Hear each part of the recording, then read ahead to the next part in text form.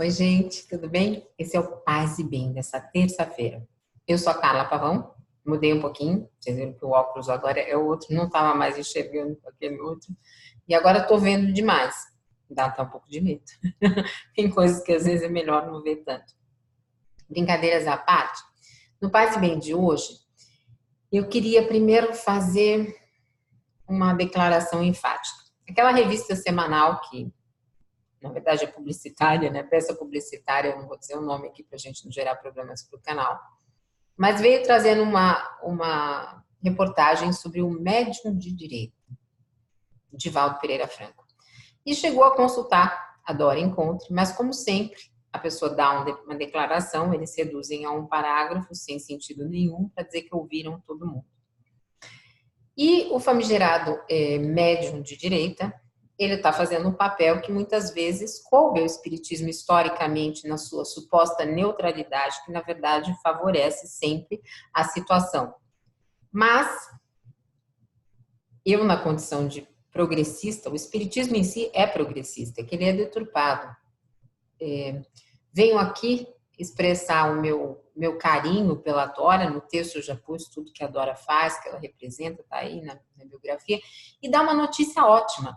Uma notícia que o Sejus está apoiando, que é o encontro de espíritas à esquerda que vai acontecer no dia 26 na Bahia. Eu ainda estou tentando entrevistar alguém desse grupo, mas nós temos pessoas que estão no Sejus conosco, como o Gabas, o Franklin Félix, que estão conosco lá, o Luiz Signatis, que vão falar nesse encontro. Então, se você estiver na Bahia no dia 26, procure aí Espíritas à Esquerda, nós vamos divulgar também nas páginas do Sejus, porque tem muita gente bacana. Deixa eu pegar aqui os outros nomes. Tem a própria Ana Cláudia Laurindo, que tem escrito bastante coisa a respeito da questão progressista, do espiritismo progressista. Peraí que eu vou pegar minha cola aqui para não esquecer de ninguém.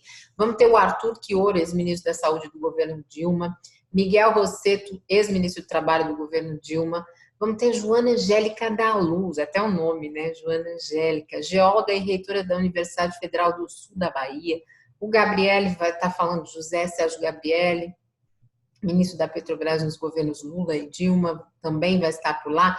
E o Sejus vai ser representado também por uma mulher, não só homens, né, mas pela Elisa Cunha. E a Elisa Cunha, ela é membro do Sejus, ela é antropóloga e trabalha no INCRA com comunidades quilombolas, que mora lá na Bahia. Como nós temos gente em todo o país e também no exterior, então a Elisa aceitou de falar algumas palavras, porque esse é o momento da nossa união. Então, estou muito feliz para vocês verem que, para todo médium de direita, tem muita gente à esquerda aqui se pronunciando como nós. E hoje eu vou falar sobre uma questão, um filme que eu relutei muito em assistir. Eu não sei se eu já contei para vocês, mas eu já trabalhei no mercado de cinema e home video há muitos anos. Antes de eu desenvolver meu trabalho atual na área administrativa. E eu era apaixonada por isso. Mas não era muito politizado. Mas eu viajava para os festivais de Cannes, festival em Londres, em Milão, que se chama MIFED, ou chamava, para Los Angeles, enfim, eu viajava o mundo em busca de aquisição de filmes. Então eu tenho essa paixão. E o filme do Coringa foi um filme que eu relutei muito para assistir, porque eu não assisto grandes filmes comerciais, eu me atenho mais ao circuito de arte e alternativo. Só que, para a minha surpresa, o meu grupo de Filosofia em Movimento, com a Fernanda Carlos Borges, acabou incentivando a assistir esse filme. E eu fui. E foi uma surpresa maravilhosa, porque ali tem um filme de arte com um Joaquim Fênix, que é uma das maiores atuações que eu já vi. Eu sempre segui muito a trajetória dele, é uma das maiores atuações que eu já vi. E tem no filme uma luta de classes, que é justamente uma rebelião contra a elite, que o próprio Coringa desperta, embora ele não queira isso. E não é pejorativa essa luta por estar associado ao Coringa que despertou isso. Muito pelo contrário, eu não vou dar spoiler, não vou dizer qual quadro que é o quê, mas, curiosamente, o Coringa passa o filme em muitas das das questões dele, que a gente nunca sabe se é real ou não, depois vocês vão descobrir, eu não vou dar spoiler, ele faz arminha com a mão, mas ele faz arminha na própria cabeça, que eu acho que simboliza esse momento que nós estamos vivendo, dessas pessoas que fizeram arminha para outra, né, para o nosso desgoverno, e agora estão sentindo na pele tudo isso. Não que eu esteja feliz por isso, não é isso, mas é um símbolo muito forte ver isso numa tela de cinema. E o Coringa, né, começa nos quadrinhos. E interessante, eu vou falar um pouquinho da espiritualidade dos quadrinhos ao longo desse programa. E é curioso porque tem um momento que é um momento muito poético, que ele dança, que é quando ele se descobre numa escadaria de concreto, e aí ele transcende a sua loucura, né? Ele passa a se sentir realmente não mais aquele homem que era humilhado pela sociedade porque ele não deu certo, porque ele não faz parte do sonho americano, mas realmente o The Joker, né? O Coringa. Então, aquela aparente loucura dele, na verdade, é quando ele se assume dentro daquilo que ele é. E neste filme tem inclusive um apresentador de televisão que costuma tirar sarro das pessoas, costuma depreciar as pessoas, e está todo dia, está a todo momento no ar, como alguns apresentadores que nós vimos aí que até contribuíram, né, com o pessoal da Vaza Jato. Tem também o bilionário que quer ser político para salvar a cidade, para trazer de volta os valores. Então, assim, é uma crítica social muito forte do Todd Phillips, que nem era tão conhecido, não foi a primeira opção mesmo para esse roteiro, mas que marcou nessa história, eu acho que tem antes e depois do Coringa. Eu não assisti todos os outros filmes, eu assistia quando eu trabalhava nesse mercado, não assisti mais, mas, assim, tem uma performance psicológica do Joaquin Phoenix que é, assim, aquela coisa de eu me sinto bem com raiva. Claro que isso gerou todo um questionamento, se isso é irresponsável, se se a gente devia falar nisso. E por que eu escolhi falar disso aqui no Paz e Bem? Porque nós estamos vivendo um momento de raiva, um momento de ódio, né? Principalmente por essas pessoas de extrema direita e muito conservadoras, que elas deixam de lado qualquer tipo de empatia e eles se acham os cidadãos normais, né? Os normais, os bons, os homens de bem. Então, quando a gente fala desse filme do Coringa, é meio catártico, né? No final, ele mexe com tantas emoções nossas que nós nem sabemos se a gente não está sentindo uma grande empatia pelo vilão ou, enfim, o que realmente nos representa, porque é muita emoção depois que acaba o filme, realmente, que está ali à flor da pele, falando principalmente, e eu assisti num ambiente de classe média, num circuito comercial, que as pessoas saíram sem falar, porque fala dessa classe média que está em busca constante do bem-estar.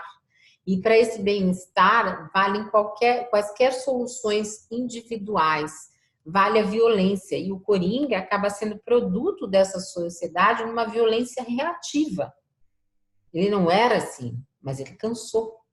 Ele cansou de tudo que ele viveu, e eu não vou dar spoiler de novo, mas ele é um de nós, né? Nas nossas raivas, nas vezes em que nós ficamos bravos, na busca por proteção, na busca de um sonho. Então, ele está muito presente em tudo isso. E aí eu fui estudar um pouquinho sobre quadrinhos e espiritualidade. Então, eu deixo na bio aí o nome de todas as teses que eu estudei, para que as pessoas possam ter os devidos créditos. Mas essa linguagem dos quadrinhos, o Coringa eu acho que é muito importante nesse momento, porque ele vai nos dar um sentido espiritual mais profundo de nós lidarmos com esse conflito dessa sociedade tão dividida. E a história em quadrinho vem sendo usada dessa forma, inclusive em sala de aula. Eu pude ver que tem um professor da ECA, USP, que se chama Valdomiro Vergueiro, que ele tem, inclusive, ele é organizador de livros de como usar as histórias em quadrinho dentro da sala de aula.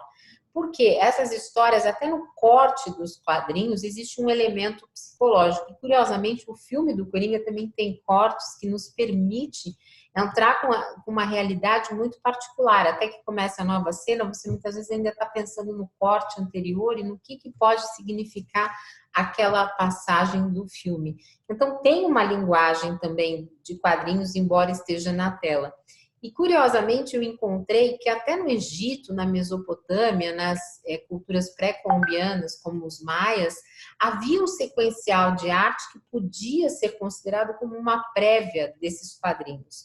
E o quadrinho tem um fator de temporalidade que é muito importante, que é esse corte espaço-temporal que eles chamam, que nos dá como que se nós participássemos, né? Humberto Eco dizia assim no mito do Superman, que esses elementos dinâmicos em sua narrativa, eles vão sendo reformulados e renovados dentro de nós mesmos, ou seja, nós temos um espaço e um tempo de liberdade para preencher de acordo com a nossa imaginação. E isso o que é? É subjetividade. É uma questão semiótica, é subjetividade, a gente poder interagir e sermos coautores da história. Eu mesma me alfabetizei com quadrinhos. Então, existe um processo de amadurecimento e desenvolvimento da personalidade que é singular na questão dos quadrinhos, e isso também significa para os jovens uma nova forma de espiritualidade. Por isso que, quando eu vi o Coringa, eu falei, nossa, tem muito jovem aí, que, exemplo do que eu fui, eles vivem sem saber muito de política. E, de repente, quando vem um filme desse, que é da geração deles, e faz uma crítica social tão importante num filme artístico, inclusive as cores mudam, né? Quando ele está mais depressivo, é tudo azul. De repente, quando ele tem vitalidade, como Dançando na Escada, é amarelo. Então, as cores vão mudando para mostrar a vibração dele. Então, essa linguagem toda pode chegar aos jovens para impulsionar as novas gerações que não são, às vezes, tão politizadas, principalmente na classe média, para olharem para uma sociedade diferente. E aí pode nascer uma nova espiritualidade, dessa força imaginativa, dessa poesia, dessa literatura, dessas outras expressões, que também são espiritualidade contemporâneas. Então, a espiritualidade, na verdade, hoje é meio que o ethos de uma nova era, né? Não é uma religião no sentido estrito, né? De uma doutrina, uma tradição, um corpo sacerdotal, regras estabelecidas. Nós, no espiritismo, nem temos isso, essa hierarquia. Por isso que aparecem muitas vezes pessoas despolitizadas e acham que é bacana ser médium de direita. Mas essa espiritualidade, ela pressupõe uma vivência múltipla, né? De tradições, de convicções, de fé, enfim. É um ethos de uma nova era que é uma nova forma de sentir o mundo ao redor, a partir do quê? De valores socialmente compartilhados, de tal forma que a vida contemporânea, ela passa a ter um novo sentido. Porque, no fundo, o Coringa, com todas as questões dele, ele perdeu o quê? Ele perdeu o sentido da vida dele. Claro que tem questões ali psicológicas importantes, ele possivelmente tem uma personalidade meio esquizofrênica, mas assim, o importante é que também o meio acaba atuando de forma a piorar tudo isso. Mas quando nós estamos falando aqui de um canal de espiritualidade plural, é muito importante nós entendermos que essa subjetividade, que é nosso modo de ser, de pensar, de agir, ela é muito afetada pelo coletivo, né? Por aquilo que acontece de forma contemporânea. Então, nos dias de hoje, quando a gente vai falar de angústia, por exemplo, o filme fala da angústia, ele fala da angústia do Arthur Fleck, né? Antes dele ser o Coringa, ele é o Arthur, ou Arthur pra gente. Ele fala da angústia contemporânea daquele homem que não dá certo, que ele é um palhaço. Ele é um palhaço e ele tem diversas risadas para enfrentar, e tem até uma que é um aspecto, tipo uma síndrome de Tourette, eu não sei muito bem qualificar, que ele não consegue parar de rir em situações de estresse. Então, o indivíduo com este grande vazio, quando ele não transcende, ele não tem uma espiritualidade, algo que o defina, muitas vezes a aflição se instala. Porque ele é permeado de dúvidas, de incertezas, ele percebe a sua fragilidade. No caso do filme, ele percebe a fragilidade física, inclusive, porque ele é vítima constante de violência, e percebe como as coisas são efêmeras ao seu redor. Parece que tudo é tão transitório e tão passível de descarte. Então, essa angústia é uma angústia que está muito presente na nossa realidade, dos jovens mais ainda, porque hoje em dia eles não têm nem certeza de ter um trabalho, nem de terem direitos, nem de ter uma previdência, nem de nada disso, né? Tudo passou uma questão, nós começamos a perguntar assim, por que vivemos? E quando nós fazemos essa pergunta por que vivemos, muitos pensadores dizem que a gente vive em busca de um sentido. E o sentido, para mim, é Deus, essa transcendência, eu como espírita. Porque quando nós temos esse sentido de acreditarmos em algo maior, do ponto de vista das religiões, a gente não precisa mais buscar uma felicidade constante neste mundo. A gente pode viver momentos felizes, mas saber que também não precisamos entrar num mundo de consumismo obsessivo, de bens materiais, porque existem outras coisas além disso. E quando eu estava vendo, em determinado momento no filme, os palhaços resolvem para a rua, mas os palhaços no sentido dos cidadãos que são enganados por esses falsos políticos. E ele que não tinha nenhuma intenção de formar um movimento político, Coringa, ele acaba sendo a fonte de inspiração desse movimento. E as pessoas vão tirando as máscaras. E hoje, nesse mundo que nós vivemos, onde temos tanto a extrema-direita, neonazista, o fascismo, tudo junto, nós percebemos que as pessoas tiraram realmente as máscaras, mas nós percebemos que algumas pessoas estão na rua sem máscara lutando, como no Chile, no Equador, lutando contra tudo isso que de certa forma os enganou, ou se não enganou, os levou a essa condição de não dignidade. Então, o filme fala sobre nós, fala sobre esse momento que nós estamos vivendo, nesse momento em que nós precisamos buscar nesse coletivo uma nova espiritualidade. E essa espiritualidade é nos harmonizarmos, independente daquilo que acreditamos. Jesus, em diversas ocasiões, demonstrou que ele acreditava na capacidade do ser humano de ser bom, na bondade, e encontrar sentido, utilidade e felicidade para a sua existência. Ele dizia, vós, portanto, sereis perfeito como é perfeito é o vosso Pai Celeste. Isso está em Mateus capítulo 5, versículo 48. Porque vós sois a luz do mundo. Quando se acende uma lâmpada, não é para pô-la debaixo do alqueire, mas sobre uma luminária, e ela brilhará para todos os que estão na casa. Assim também brilha a vossa luz aos olhos dos homens, a fim de que, vendo as vossas boas obras, eles glorifiquem o vosso Pai que estás no céu. Isso está em Mateus, versículo 5, de 14 a 16. Então, no fundo, por toda essa mensagem de quadrinhos, de violência, que na verdade é uma violência reativa, a violência sofrida, porque nós estamos sendo vítimas de uma violência muito maior quando se tiram todos os nossos direitos, com a fome, com a miséria, com todas essas políticas excludentes. Então, na suposta violência do Coringa, eu me lembrei muito de Leonardo Boff, do saber cuidar. Por quê?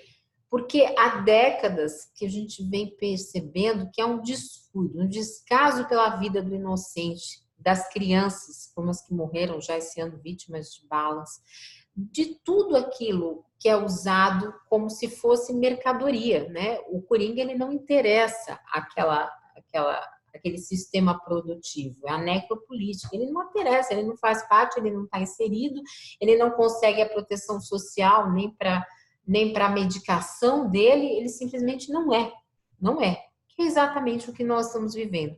E nesse descuido, voltando ao BOF, nesse descuido e nesse descaso imenso pela sorte dos desempregados, dos aposentados, de milhões e milhões de excluídos do processo de produção, tido como descartável e zero econômico,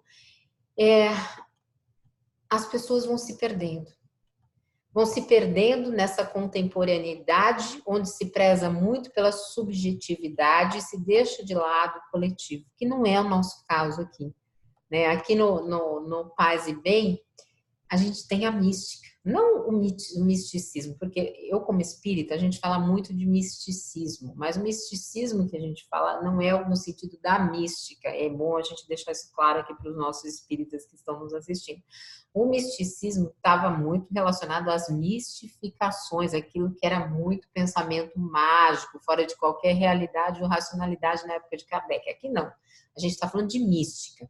A gente está falando daquela pessoa que consegue ver na história, em todas as articulações da existência humana, esse fio condutor que une o todo, que ordena, que eleva, que é a espiritualidade, que consegue perceber isso, que vem com brilho nos olhos, como diz o Mauro, aliás, quando ele fez o Paz e Bem do Amor ontem. E o Dalai Lama, ele mesmo considerava que a espiritualidade estivesse relacionada com as qualidades do espírito humano, como o amor, a compaixão, a paciência, a tolerância, a capacidade de perdoar, o contentamento, a noção de responsabilidade, a noção de harmonia, que tudo isso traz felicidade. Nós, no Espiritismo, também falamos. Quando nós falamos vibremos, pense positivo, vamos mudar o nosso pensamento, nós estamos falando isso, numa espiritualidade. Então, essa mística que muitas vezes para alguns quer dizer a experiência de Deus em todo um processo de crescimento, mas um processo autêntico, onde nós não precisemos usar essas máscaras, onde nós sejamos aquilo que nós podemos ser naquele momento. Por quê? Porque aí nós nos encontraremos definitivamente com essa transcendência, que no meu caso é Deus. Então, vamos nos ligando a Deus, eu acho que já falei demais, já devo ter estourado meu tempo, vamos nos ligando a Deus nesse momento, vamos pedindo pela nossa realização, pela nossa autoeducação, que essa terça-feira seja de paz e bem. Vamos expirando, inspirando, nos aquietando plenamente e vamos fazendo desse encontro algo que seja muito positivo para os nossos corações, para o nosso entorno. Um dia de paz e bem, gente. Daqui a pouco tem Caminhos do Espiritismo, às 6h30. Espero por vocês. Um beijo grande e fiquem bem. Obrigada.